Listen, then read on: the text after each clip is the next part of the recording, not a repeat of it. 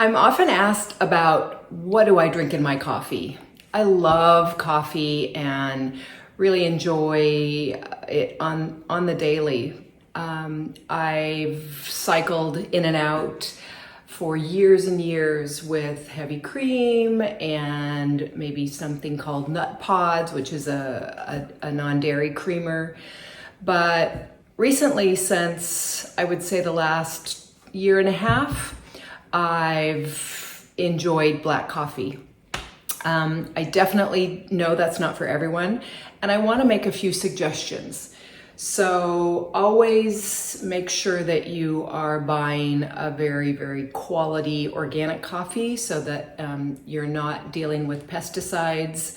Most of us drink coffee first thing in the morning every single day, and pesticide free is very, very important as we, need to be very mindful that we don't need those chemicals in our body. They're definitely going to be endocrine disruptors, and that's just not what we want to be putting in and day out.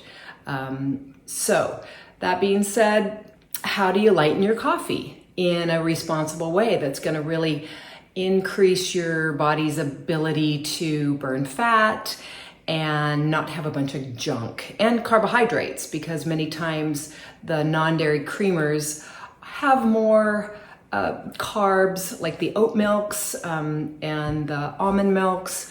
Maybe they're sweetened, and that's just not what you want, especially in our low carb lifestyle, ketogenic.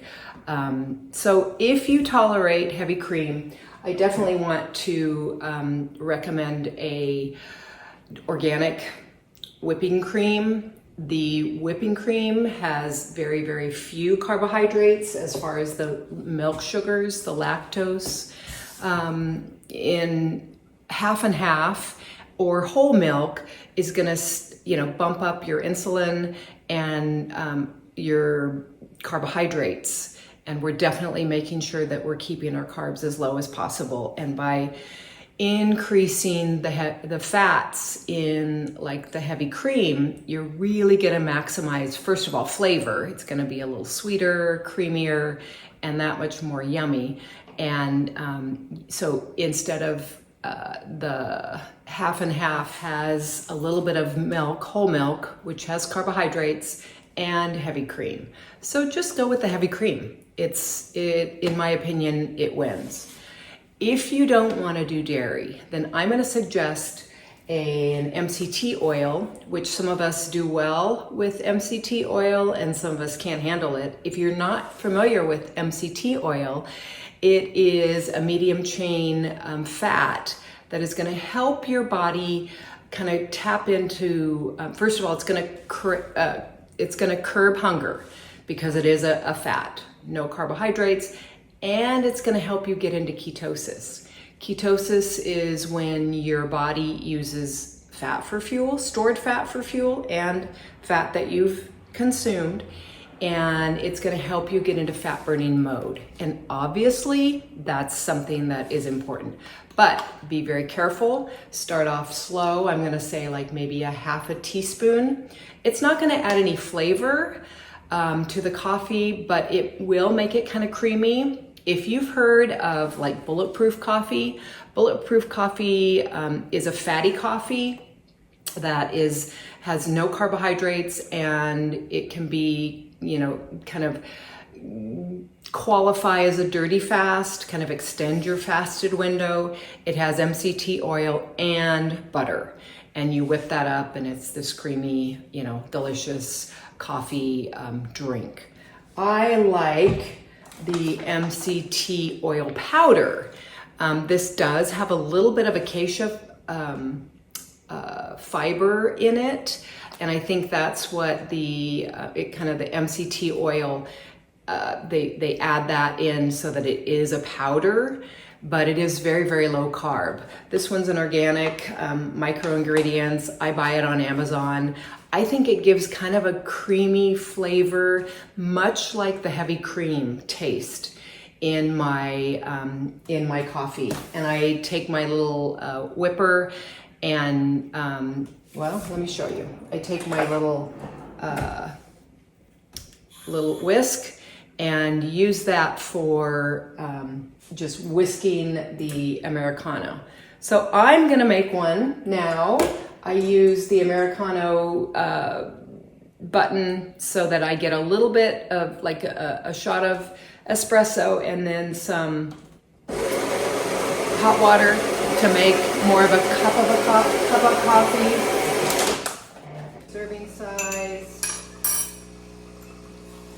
Whisk it up in the water. Get it nice and creamy.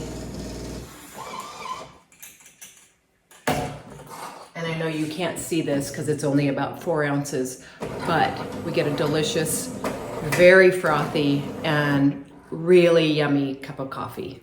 So, and it keeps you in the fasted state, which is pretty cool.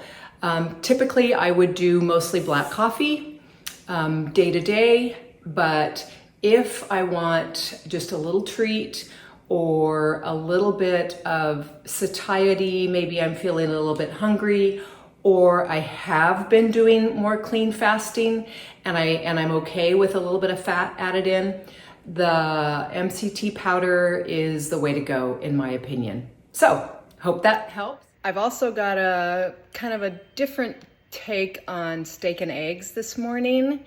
I'm going to be making a hard-boiled fried egg. So take a look. Here are 3 hard-boiled eggs that I am basically frying in a nice pan of butter.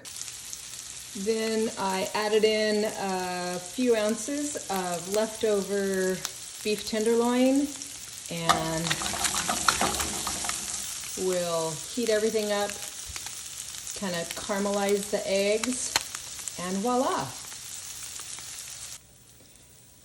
But wait, there's more. I actually added in a few stalks of asparagus that I had in the refrigerator, and wow, that is going to be delicious. Well, let's see how it tastes.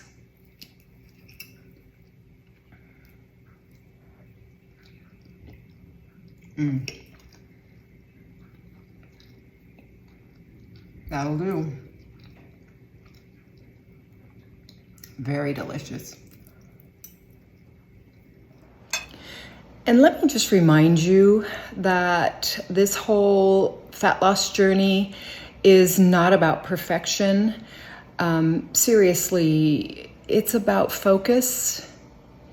It's about appreciating the, intricacies of menopausal, the menopausal body.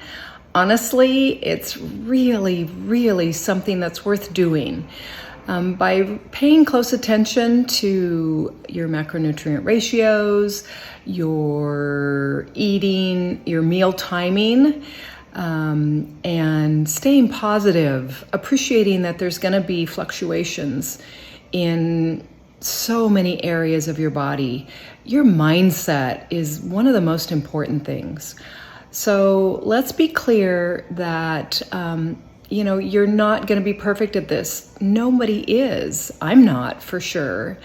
And we just need to be focused. We need to appreciate that our body is going to, take time to utilize the stored fat for fuel. I want you to feel good in your body.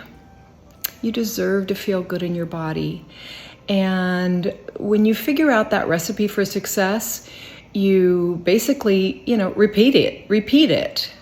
Always stay positive. If you stumble, pick yourself up. Don't despair. Don't get discouraged. Appreciate that you have the opportunity to move forward. And, you can do this. So come for the fat loss. Stay for the longevity. I want you to feel good. I want you to be the best you can possibly be. And so this is Over 50 Fat Blast Fat Loss Secrets for the Over 50 Woman, and I'm so glad you're spending just a little bit of time with me. I hope that I'm encouraging you to move forward in your fat loss journey. Okay, take care.